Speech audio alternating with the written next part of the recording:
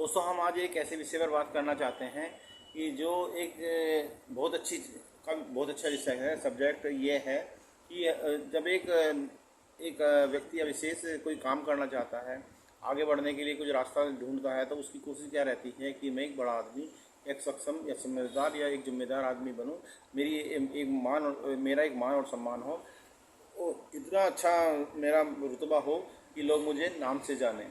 नाम से जानने के लिए वो कुछ लोगों से अपना मिलान करता है। जैसे हमारे बहुत बड़े जो इंडस्ट्रीज हैं, जैसे अंबानी जी हैं, या टाटा ग्रुप हैं, या महिंद्रा ग्रुप हैं, या और भी कई शख्सियत हैं जिनका हम जिक्र करें तो बहुत लंबी लिस्ट है। तो हम क्या करते हैं, हम जब ये इन लोगों के बारे में सोचते हैं तो इनको एक कामयाब आदमी मानते हैं, और हैं भी कामयाब, ऐसा नहीं कि कामयाब नहीं है।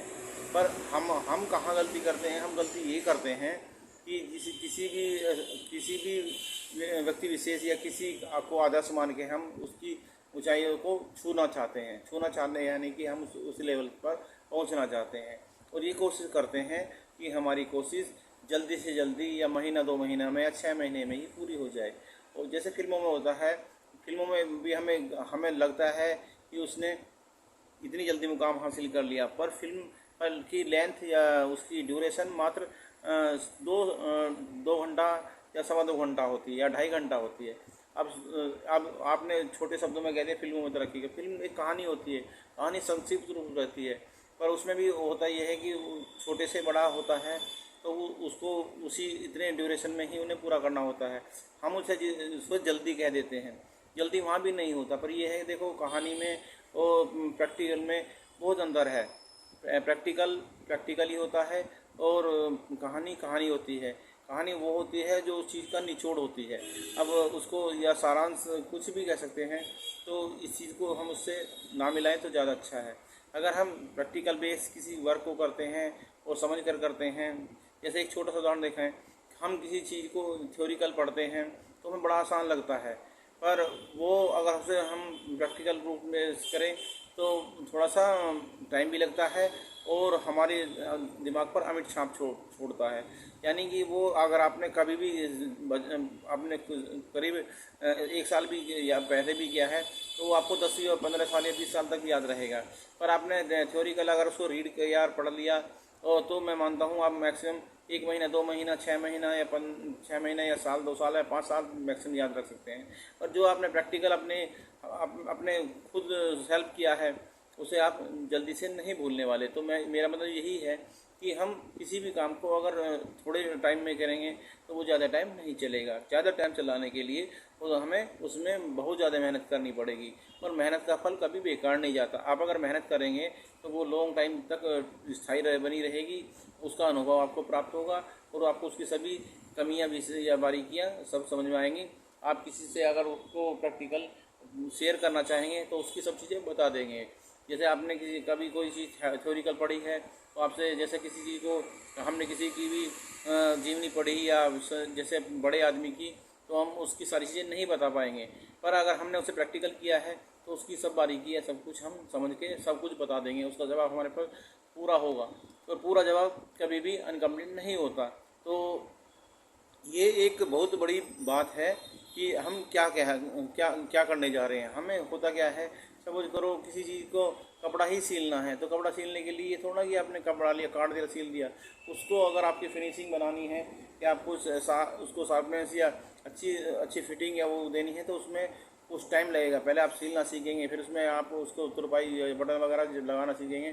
तो सीखते सीखते सीखते आपको क्या है, उसकी फिनिशिंग आपके हाथ में बहुत टाइम बाद आएगी। ये नहीं, सिलना एक अलग बात है, उसको फुल फुल फुल कंप्लीट या उसकी फिटिंग देना बहुत बड़ी बात है। आपने देखा है कपड़े की सिलाई, शर्ट की 200 रुपये भी, 150 रुपये भी है, और कई कई जगह तो आप 2-2 3 दिन या 5-5 हज़ार रुपये लेते हैं। अचंभा लगता है, पर ऐसा है। आपने देखा है मतलब जो ब्रांडेड कपड़े हैं उनकी कॉस्टिंग ही 2,000, 5,000, 20,000, 12, 25,000 कुछ ऐसे भी होती है। तो ये ऐसा नहीं कि नहीं है, ऐसा है। पर ये अपने स्टेटस के हिसाब से, जिसका जितना स्टेटस उस हिसाब से उसको पहनता या अपने को मेंटेन करता या रखता है। अब जिसकी जिसकी कैपेसिटी जितनी है उसी हिसाब से उसको हैंडल कर लेता है। और हैंडल करने का मतलब ये है कि अपनी ज़रूरत के हिसाब से उसको पे करता है या एडजस्ट करता है। तो ये चीज़ें एक बहुत सोचने वाली चीज़ है। हर आदमी हर चीज़ को कैसे अपने पे लागू कर सकता है। अगर हमारी आमदनी सपोज करो 10,000 रुपये है, तो हम 5,000 रुपये की या 10,000 रुपये की शर्ट या 20,000 की कैसे पहन लेंगे। उसके लिए हमारी एबिलिटी होनी चाहिए, हमारे पास फंड होना चाहिए या कोई सोर्स ऑफ इनकम होना चाहिए। तो उसको सोर्स ऑफ इनकम अगर आपसे पीछे से होता तो फिर आपको ये चीज़ सोचनी नहीं पड़ती। जिसके पास ऑलरेडी पहले कोई चीज़ है तो उस बारे में नहीं सोचता वो इंसान है जिसके पास होता नहीं है।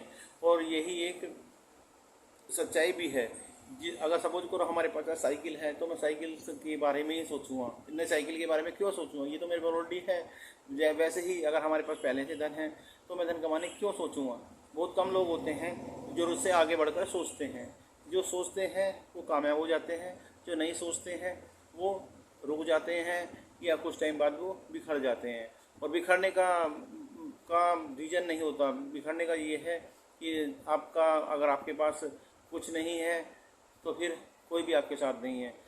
सब कुछ होना और ना होना ये एक जिम्मेदारी वाला विषय है। आपके पास अगर कुछ है तभी तो आप किसी को कुछ दे सकेंगे। अगर आपके पास कुछ है ही नहीं तो आप किसी को क्या देंगे। इसमें आप ज्ञान भी मांग सकते हैं, धन भी मांग सकते हैं, कपड़ा भी मांग सकते हैं, कुछ भी मांग सकते हैं। जिसके पास होगा वो देगा, जिसके पास नहीं होगा वो कुछ भी नहीं दे सकता।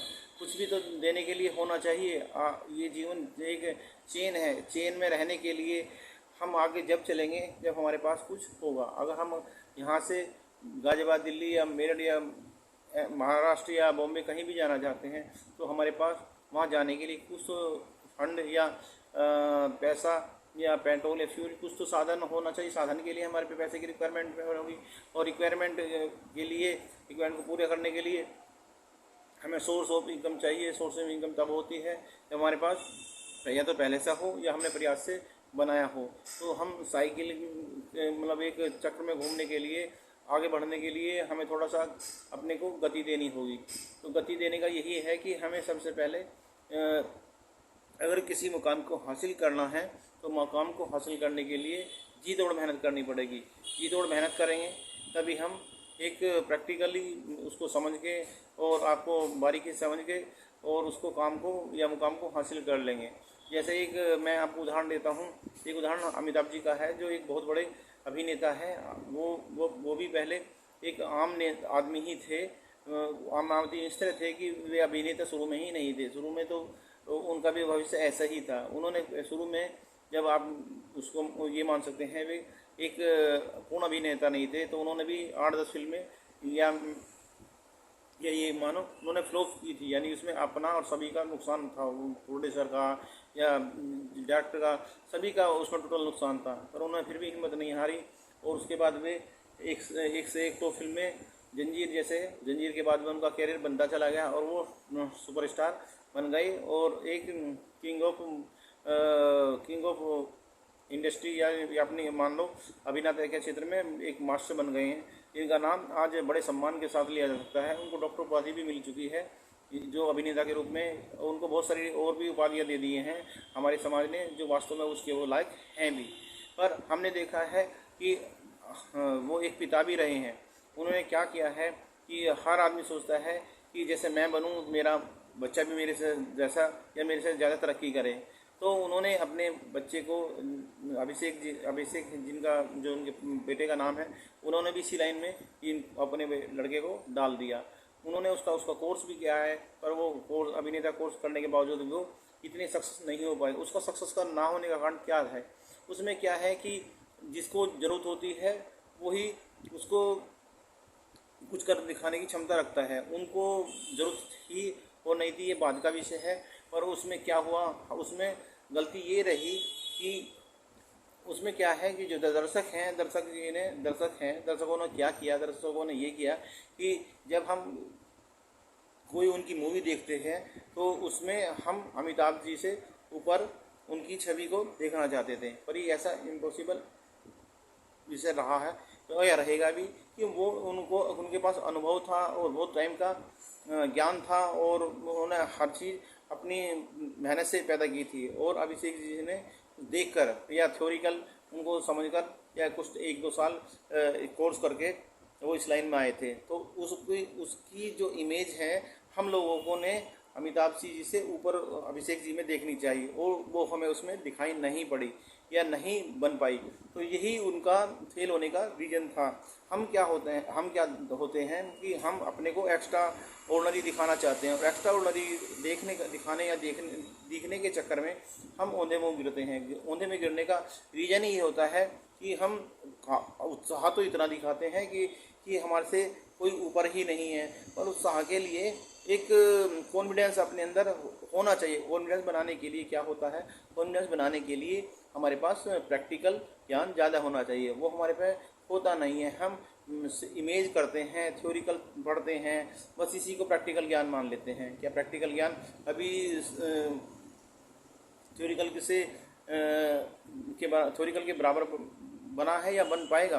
देखो कि आपने एक छोटी सी बात समझ सकते हो कि हमने कोई किताब में कविता या एक कहानी पढ़ी, तो कितने टाइम हमारे दिमाग पर स्थायी रूप से बनी रहेगी। स्थायी रूप से बनाने के लिए हमें उसमें घुसना पड़ेगा, घुसना सेंस प्रैक्टिकल करना पड़ेगा। जब तक आप प्रैक्टिकल नहीं करेंगे तब तक हम उसको लॉन्ग टाइम तक या लंबे टाइम तक याद नहीं रखेंगे। जैसे सपोज करो हम एक देहरादून या मसूरी या किसी पिकनिक स्पॉट पर या एक हिल स्टेशन पर जाते हैं, और उस हिल स्टेशन पर जाने के लिए हमें एक मसूरी ही एक छोटा सा उदाहरण मान लीजिए, मसूरी जाना है। मसूरी जाने के लिए हमने पैदल भी जाने का रास्ता कह सकते हैं, बस से भी या साइकिल से भी, बाइक से भी या मोटरसाइकिल से भी या ट्रेन से भी, कहीं चीज़ से जा सकते हैं, जिसमें एक बाई एयर भी जा सकते हैं। पर बाई एयर मसूरी नहीं है, उससे थोड़ा सा और देहरादून वगैरह की तरफ उतरना पड़ेगा। पर हम अगर किसी चीज़ को बाई एयर चले जाते हैं तो क्या हमें रोड का सारी जानकारी होगी? नहीं होगी, उसमें दिखाई नहीं पड़ेगा। तो आप समझ सकें जो बाई बस जा रहा है या बाइक से जा रहा है, उसे बाई एयर के अपेक्षा ज़्यादा जानकारी उस रास्ते की या उस लोकेशन की ज़्यादा होगी। बाई एयर की जो जल्दी पहुंचा है उसे उसकी चीज़ का इतना ज्ञान नहीं होगा। तो ज़्यादा ज्ञान प्राप्त करने के लिए हमें थोड़ा धीमा चलना होगा, और धीमा चलने वाला आदमी मैं मानता हूँ देर से पहुँचता है, पर सकुशल या बिल्कुल हिम्मत के साथ या फुल कॉन्फिडेंस के साथ वहाँ टिकता भी है और रहता भी है, और उस टोटल जानकारी होती है। एक पढ़े हुए आदमी से, पढ़े हुए सेंस मतलब जिसने किसी चीज़ को बनाना या सीखना किताब से सीखा है वो, और एक प्रैक्टिकल किया हुआ इंसान होता है, तो किताबी पढ़ा हुआ और प्रैक्टिकल किए हुए से ज़्यादा ज्ञान नहीं रखता।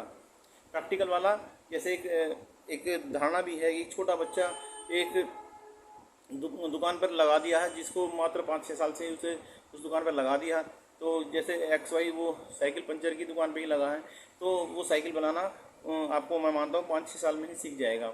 एक पढ़ा हुआ जो व्यक्ति है वो 18-20 साल की आयु में पढ़कर जब साइकिल पर लगता है तो उसको 18+5 तो उसको 20 साल में वो इतना सीखेगा। जबकि एक 5 साल का बच्चा जो कि लीगल नहीं है, पर वो अगर 5 साल से है तो मैं मानता हूँ 2 साल तक वो सारी साइकिल को बनाना सीख जाएगा। तो जो लेट आप जहाँ पर एक मैं गलती कहाँ बताना चाह रहा हूँ, गलती यहाँ बताना चाह रहा हूँ कि जो 15 साल या 15 साल के बाद में या 18 साल के बाद में साइकिल की दुकान पर लगा था, तो उसने काम सीखा और उसकी आगे तो उसकी जानकारी प्लस है, यानी कि एजुकेशन भी फुलफिल है, और उसकी साइकिल का बनाने का टाइम भी 5 साल, यानी कि उसके पास स्थायी रूप से ठहरने के लिए 20-22 साल का टाइम है। और जबकि ये इसको जो साइकिल बनाना सीख रहा है उसके पास एजुकेशन का चैप्टर ख़त्म है, उसके कुछ चैप्टर है ही नहीं, उसे बस साइकिल बनाना, तो उसे वैसे कुछ उसकी जनरल नॉलेज नहीं। अगर एक कोई अलग से विशेष को साइकिल में कोई इन्वेंशन हो जाए तो उसको वो कर ही नहीं सकता, क्यों? उसको छोटी छोटी चीज़ें पता होती हैं। तो इसीलिए क्या है कि जो जल्दी काम पर बैठ जाता है वो जल्दी सीख भी सक जाता है, तो उसका थोड़ा सा टाइम कम और स्थायी रहने की शक्ति कम हो जाती है, यानी इनकम वो सोर्स उसके पास कुछ टाइम के लिए बहुत अच्छा हो जाता है, पर कुछ टाइम बाद टूट जाता है। तो किसी भी डिसीजन को लेने या करने से पहले हमें किसी भी फील्ड में जा रहे हैं तो प्रैक्टिस बहुत ज़रूरी है, और प्रैक्टिस के साथ साथ हमें उसको अथाह टाइम देना पड़ेगा। अथाह टाइम के साथ साथ हम माइंड को शायद थोड़ा सा रिलैक्स ज़रूर कर सकते हैं, पर ये नहीं कि आप इधर दौड़े उधर दौड़े और कभी उधर जा रहे हैं। मैं आपको जिस क्षेत्र पर काम कर रहे हैं उसी पर फोकस लगाकर काम करना पड़ेगा। ये डेफिनेटली है कि वो काम आपका फाइनली इस चीज़ पर पहुँचेगा, और जब पहुँच जाएगा तो उसको उतरने में टाइम नहीं लगेगा, क्यों आपने उसमें बहुत टाइम दिया है, बहुत बारीकी से उस पर वर्क किया है, और उसको समझकर तब उसको या प्रैक्टिकल करके या आपने जीवन का अनुभव सारा उसमें डाल दिया है, तो वो बहुत कम स्थिति ऐसी आएगी कि वो फेल होगा। और मैं मानता हूँ फेल होने की स्थिति बनेगी भी नहीं। वो एक त्रासदी आ जाए, भूकंप आ जाए, वो एक अलग चीज़ है। देखो ये बातें हमारे हाथ नहीं होती, पर जो चीज़ है उसको हम वो एब्जॉर्व कर सकता है। इसलिए मैं कहता हूँ कि आप कभी भी किसी चीज़ को करें तो दिल लगाकर और ध्यान लगाकर कीजिए। ये नहीं कि आपने किया छोड़ दिया, वो नहीं होना चाहिए। ध्यान एक बहुत बड़ी चीज़ है, और एक कॉन्फिडेंट होना एक बहुत बड़ी एक विचारणीय विषय है। तो किसी भी वर्क को अगर कर रहे हैं और कॉन्फिडेंस के साथ करें और ध्यानपूर्वक करें तो वो कभी फेल नहीं होने वाला। तो इसलिए कभी भी किसी चीज़ की कल्पना करते हैं तो उसको हम बहुत जल्दी पाने की कोशिश नहीं करें। नहीं, अगर जल्दी पाने की कोशिश करेंगे तो वो आपके पास कुछ ही टाइम रहेगा, वो जल्दी ही आएगा और जल्दी ही चला जाएगा। तो मैं तो ये कहता हूँ कि आप किसी भी काम को अगर करें तो एक मेहनत के साथ, ईमानदारी के साथ और कॉन्फिडेंस के साथ करें, वो हमेशा बना रहेगा और कामयाब होगा रहेगा। Thank you.